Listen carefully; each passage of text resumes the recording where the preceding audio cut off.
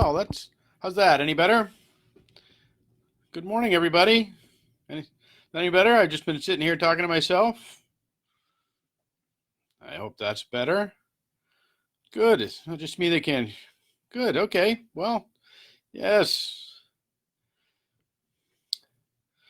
Are we there? Is that better?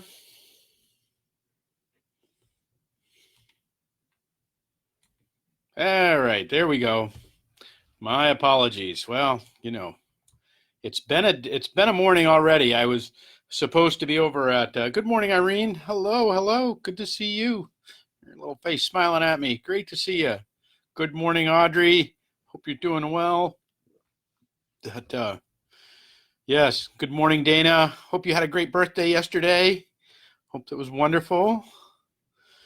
Good morning, Becky. Great to see you. Ah, give my love to the Ruggieri clan.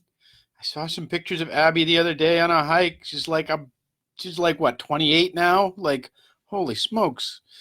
Good morning, Jamie. Great to see you. Hope the promotion ceremony went well. That Now that he's above the specialist mafia, as they call it. Good morning, Audrey. I hope everybody is doing well at good morning, Vicky.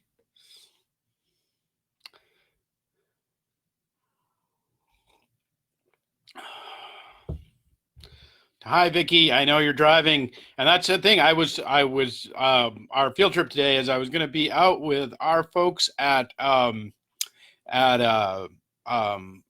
United Way of Fall River, who are most of our folks are out delivering food as we speak right now. Some of the folks, Vicky is one of them. So we are delivering food with United Way around the city right now. No texting and driving. Like, okay, that we are, and so I was supposed to be a part of that, and it's been a morning. Had some car trouble trying to get here, all the stuff. So did not make it over there to help bag up some things and some groceries and stuff like that to be able to get out to folks. But I am so proud of our church and so proud of folks. So that there's folks that you would normally see on here on this feed that are not a part of our community because they are out busy being the hands and feet of Jesus. Like that's what's happened. That's in the church. That's what we like to call it. So it is.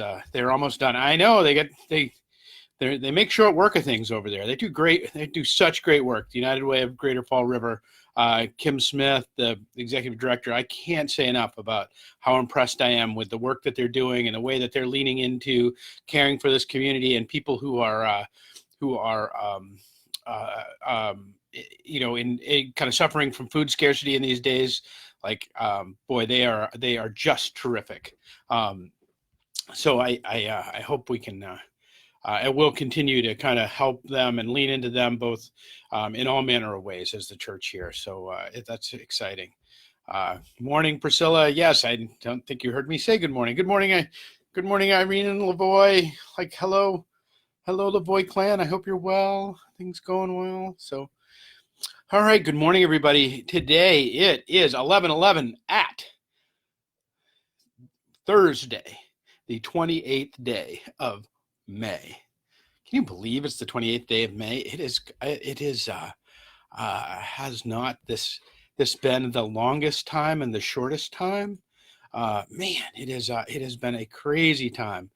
Oh, so good. You had a good birthday. That's terrific, Dana. So, one of the things I've been working on a piece that for the paper. We regularly write a column for the paper, and it is and a few different pastors around the city share the byline, and this week has been my time to write something. So I've been pondering this for a few weeks now, in the many travels that I've been on, and I haven't really shared it with anybody, just a couple of people to help me work it through, and but I really want to, and it's been submitted. It will be in the Herald, in the Fall River Herald on Saturday.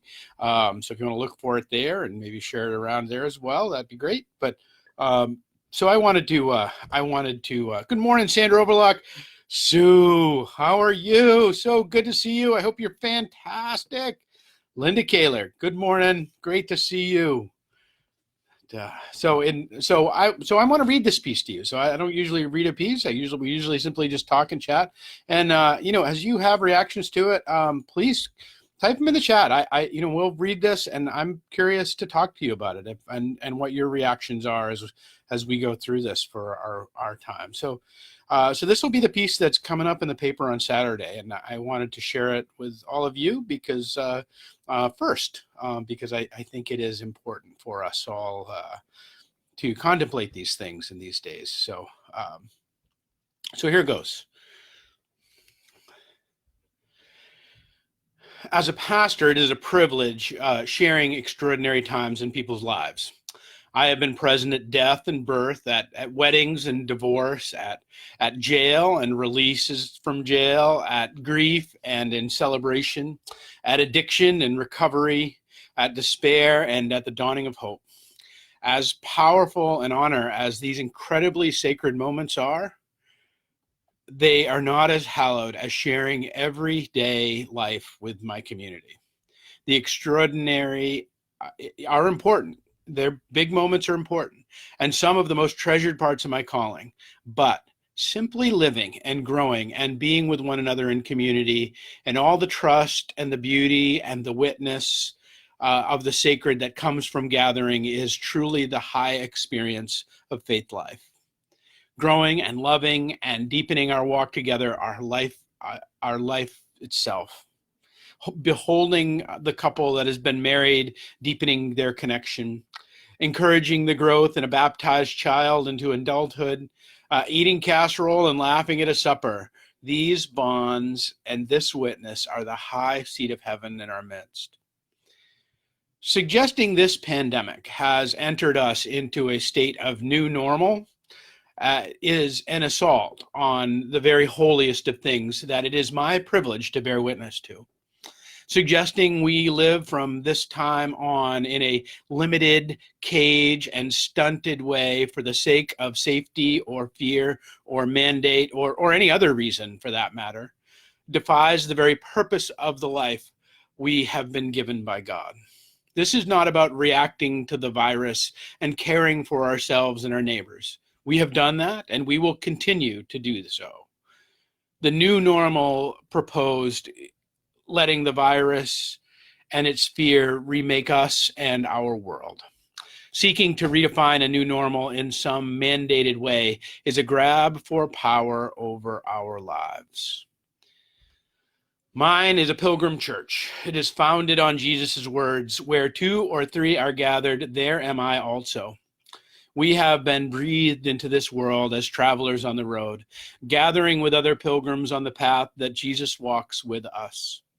Our covenantal bond not only demands we gather, but it demands we gather closely. We share our struggles and our resources on the road. We hold one another in grief and crisis. We celebrate one another's mountain vistas on the trail.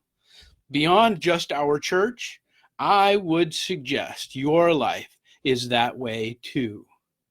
We all journey this world with those whom we have gathered. The extraordinary moments are just hills and valleys of each of our longer trails of life.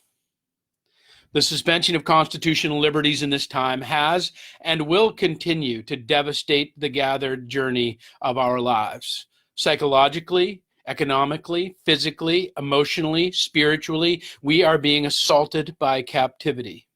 Going forward, will we actually live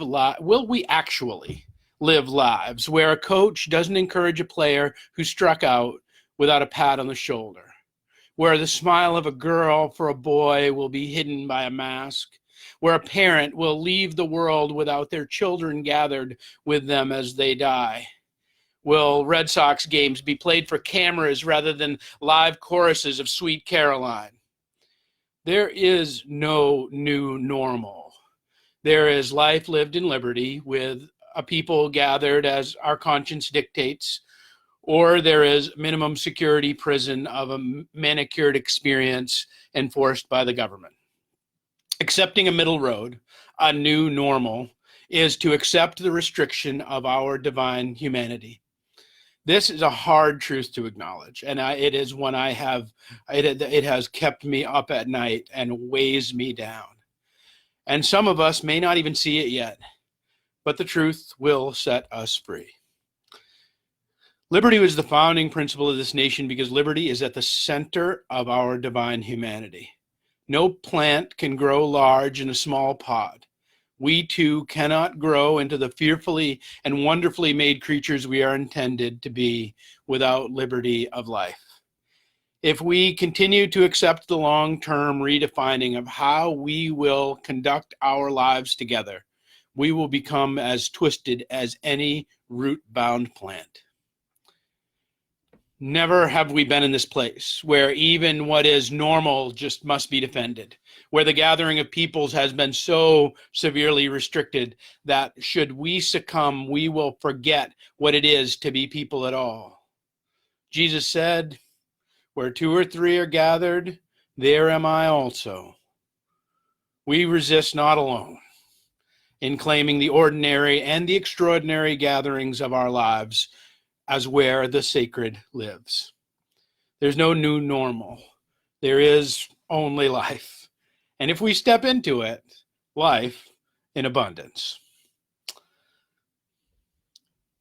So that's my piece for the paper. I am curious if any of you have a thought or a reaction. Because I wanted to share that with you today. That and I don't write these words lightly, and they haven't come to me lightly. There's a heaviness to this, and I understand that there is a feeling and a zeitgeist and a sense in the world that somehow these thoughts might be feeling as selfish or lost because we might be a part of a people who would choose to gather as we will on Sunday. We are back at worship, and we'll be gathering there with all of the and please look for the Facebook event because it has kind of the way in which we'll be doing that. But gather we will. We'll also be right here on Facebook as well, and on Facebook Live, and you can join us there. But it's our time. It is our time to gather. It is our time to be with one another. So it's a good compilation of our 11/11s. But man, that's nice. That's a nice way to say that. It's beautifully written. No new normal. I have struggled greatly with this notion of the new normal. Yeah, thank you. So I really find it a struggle.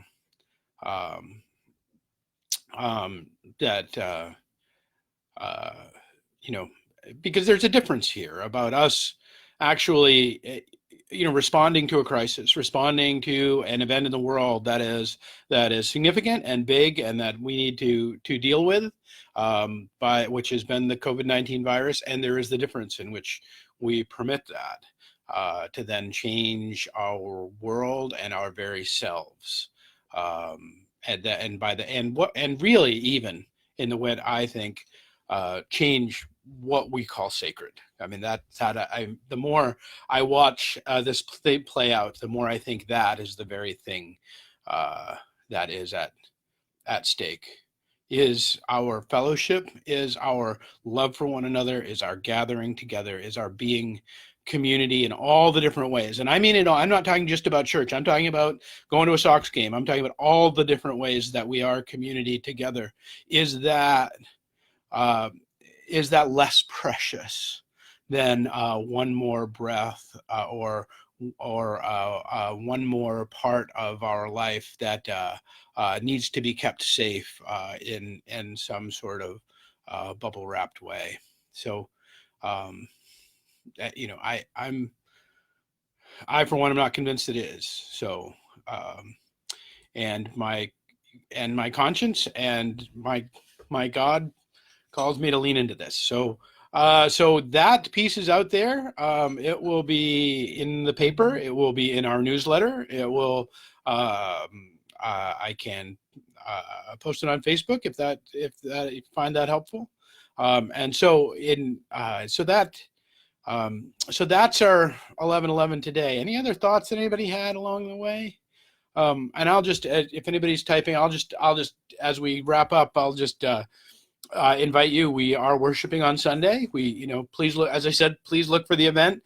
There's a number of different things we ask and we invite you to, if you're going to come worship with us, so that we can do so responsibly and do so well.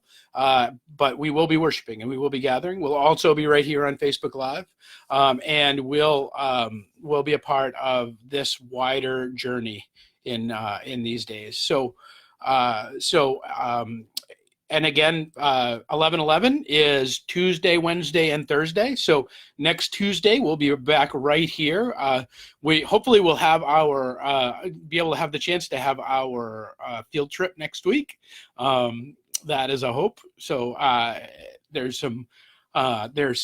so have your permission slips ready, and we'll continue to work our way through this time and be community and be the church together on these Monday, Tuesday, Wednesday, Thursdays of these weeks. So, and I want to encourage you too, if you see people on here that you're not friends with, or people that you've chatted with, or whatever, that, I know everybody has their own policy about if we friend people on Facebook or not and all that sort of stuff. But I want to encourage you to connect with the people who come out day in and day out. That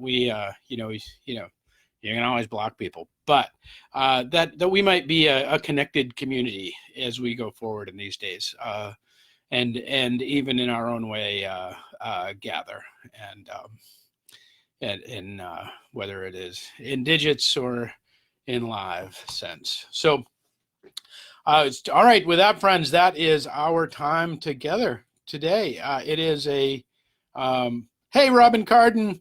One of my favorite people. Robin Carden's here, everybody.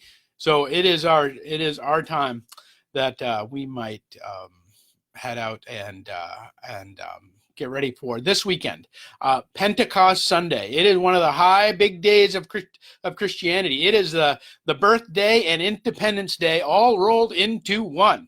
And we are going to celebrate, and we're going to talk about that on Sunday.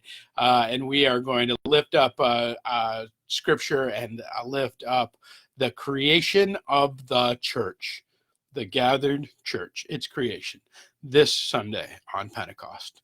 I hope you will join us. Peace and grace, friends, and endeavor to persevere in these days.